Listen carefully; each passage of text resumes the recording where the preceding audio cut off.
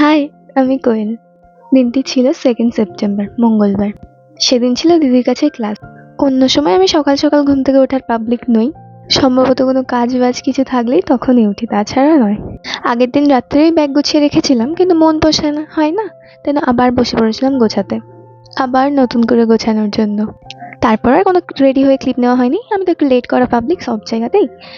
এই ক্লিপটা যে আমি নিয়ে এসে এডিট করতে বসে দেখলাম, এখানে দিদিদের জন্য ওয়েট করছিলাম। তো দিদিরা চলে এসেছিল, তুলিকা দি আর স্নিগ্ধা দি। তারপর তিনজনে অটোয় করে চলে গেলাম, কিন্তু অটোয় ব্যাকগ্রাউন্ডে কি গান বাজছিল জানো? শোনো তাহলে। আর আকাশটা দেখেও খুব মনে হচ্ছিল যে হ্যাঁ হ্যাঁ, পুজো পুজো ভাইব আসছে।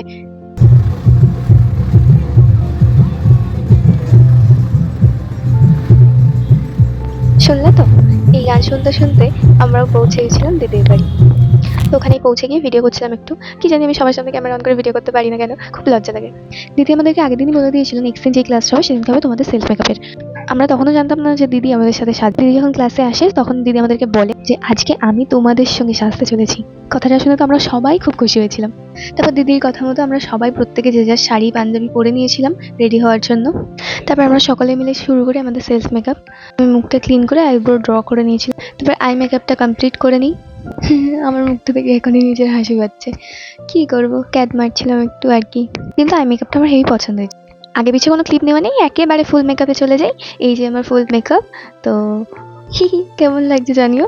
ফুল ভিডিও যে পুরো প্রপারভাবে করা নেই। আমি কোনো সময় গুছিয়ে কাজ করি না, কোনো কাজই নয়। যাই হোক, মেকআপের পর যে যার হেয়ার স্টাইল করছিল, আমি কোনো হেয়ার স্টাইল করিনি, আমি জাস্ট চুলটাকে কম করে নিয়েছি, কারণ এত বড় চুলে কি করবো ভাই।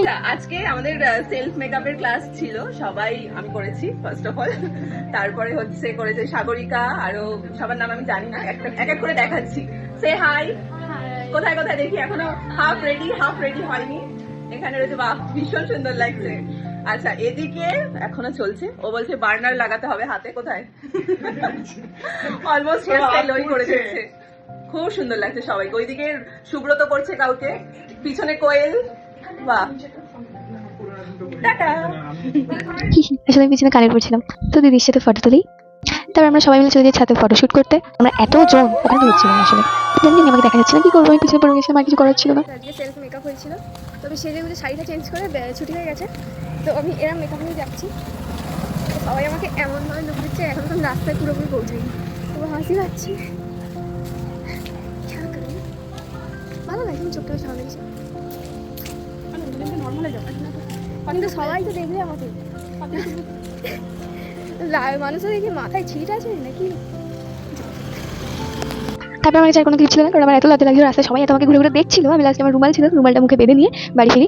ও হ্যাঁ হ্যাঁ, রাস্তায় আমার সাথে আমার দাদা দেখা হয়ে গেছিল, দাদা আমাকে তেঘুড়ি পর্যন্ত ছেড়ে দেয়। তারপর তেঘুড়ি থেকে আমি সোজা এক ফোটাও দাঁড়াইনি, রিক্সা ধরে বাড়ি পৌঁছে আসি। তারপর বাড়ি এসে আর কোনো ভিডিও করা হয়নি, কিন্তু হ্যাঁ হ্যাঁ, চুলটা কার্ল করে নিজের লুকটা একটু চেঞ্জ করে দুটো ড্রেস করে দুরকম ফটো তুলে নিই। তো ব্যাস, এই ছিল আজকের দিনটা। লাস্টে ফটো আর একটা রিলস অ্যাড করে দিলাম।